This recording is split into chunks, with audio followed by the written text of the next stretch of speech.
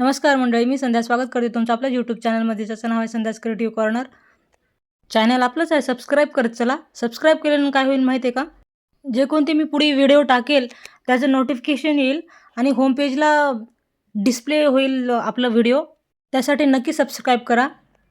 आता बऱ्यापैकी उन्हाळा चालू झालेला आहे आणि ऊन वाढल्यामुळे उन्हापासून आपल्या झाडाला कसं संरक्षण करता येईल त्याचा व्हिडिओ पाहणार होता. पण आज उन्हाळा सुरू झाला ना की सुट्ट्या लागतात, आपल्याला माहेरी जायला भेटते, सगळ्या गोष्टी चांगले वाढतात. पण झाडाला वाहिलं ना, झाडं खूप कोमेजून जातात उन्हाळ्यामध्ये.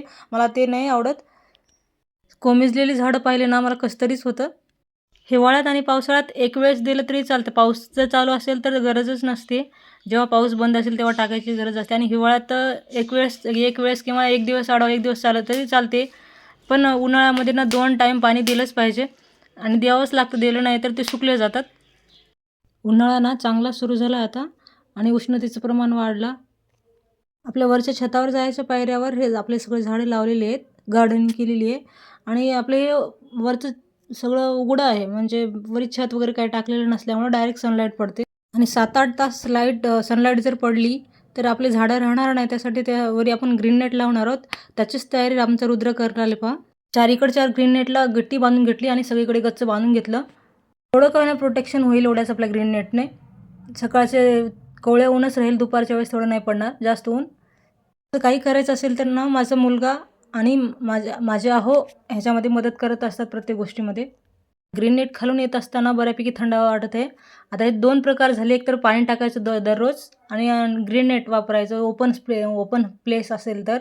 आता हे तिसरं प्रकार म्हणजे शॉवरिंग. आपल्याला झाडासाठी ना जे वरून आपण पाणी शॉवर करतो, एकदम उत्तम हे पर्याय आहे झाडं सेफ ठेवण्यासाठी. कारण काय होतं, दिवसभरात ते डायरेक्ट सनलाईट लागून ना झाडं कोमेजले जातात. आपण मुळाशी तर पाणी देतोच, पण वरून शॉवरिंग केलं ना ते एकदम टवटं होतात लगेच. त्यासाठी शॉवरिंग करणंसुद्धा एकदम महत्त्वाची हे आहे. उन्हाळ्यात महत्त्वाचा भाग आहे तो. असं एखादं एक स्प्रे बॉटल ना घरात ठेवलंच पाहिजे आणि त्याने काय होऊन गार्डनिंगला सोपं जाईल. स्प्रे केलं ना झाडावर खूप चांगलं असतं सर. आणि तेव्हा आपली झाडी एकदम टवटवीत होतात. आपल्या घरात ना स्प्रे बॉटल हे अशी एखादी एक असलीच पाहिजे आणि खूप खूप महाग नसतात. हे एक 50 रुपयेपर्यंत येऊन जातात. पण खूप महत्त्वाची आहे हे प्रोसेस. म्हणजे आपण जे शॉवरिंग करतो ना, ह्याच्याने खूप छान असतात झाडं. आता ह्या ट्यूबची प्रोसेस कशी आहे पहा. ह्याला हवा भरलं ना, फक्त बटन दाबलं की आपोआप शॉवर होत राहते आणि मस्तपैकी पडते पहा पाणी. आपण मुळाशी पाणी देतो, पण वरी पानापर्यंत वगैरे जे आपण पाणी मारतो ना, त्याच्यामुळे खूप छान टवटवपणा येते. दररोज संध्याकाळी एक बार शॉवरिंग केलीच पाहिजे झाडांना. त्याच्यामुळे खूप चांगली म्हणजे फरक पडतो आपल्या झाडांसाठी. आता हे 2 प्रकारे आहे. एक पिचकारी मारल्यासारखं लांबसुद्धा जाते ह्याची फवारा आणि एक शॉवरिंग केल्यासारखं हे सुद्धा होते. चौथी पद्धत म्हणजे हे पहा, तांदळाचं पाणी. हे सुद्धा आपल्या झाडासाठी एवढं फायदेशीर आहे की सांगता येत नाही. कोणाला माहिती असेल की नाही माहिती, मला माहीत नाही. म्हणजे तांदूळ धुतोत ना, त्याच्यातले जे पाणी आपण वेस्ट करून टाकून देतो, ते स्किनसाठी सुद्धा चांगलं असते, आपल्या झाडासाठी चांगलं असते, केसासाठी चांगलं असते, बऱ्यापैकी चांगलं असते. पण आपण ते वेस्ट असंच करून टाकतो. बिलकुल नाही वेस्ट करायचं. तांदळाचं पाणी झाडासाठी टाकायचं. बिलकुल नाही फेकून द्यायचं. ह्याच्यानं स्प्रे बॉटलमध्ये टाकून स्प्रेसुद्धा करायला चांगलं असते. हे पहा, आपल्या झाडाची टवटं पहा आणि फुलं किती छान आहेत पहा. झाडांना लावायला खूप सोपे असतात, पण त्याचं मेंटेनन्स करणं नंतर तेवढंच अवघड असते.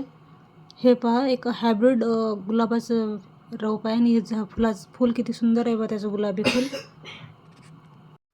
उन्हाळ्यात ना आपल्याला जसं संध्याकाळी आंघोळ केल्याच्यानंतर फ्रेश वाटते. जशी दिवसभराच्या अंगात जी गरमी असते ती संध्याकाळी थंड पाण्याने आंघोळ केली की जसे गरमी कमी होते, तशीच आपल्याला संध्याकाळी झाडांनाही आपण असं वॉटरिंग केलं ना की थंड पडतं थोडं झाडं आणि त्यांनासुद्धा थोडं थंडावा मिळतो आणि ते टवटवीत दिसतात.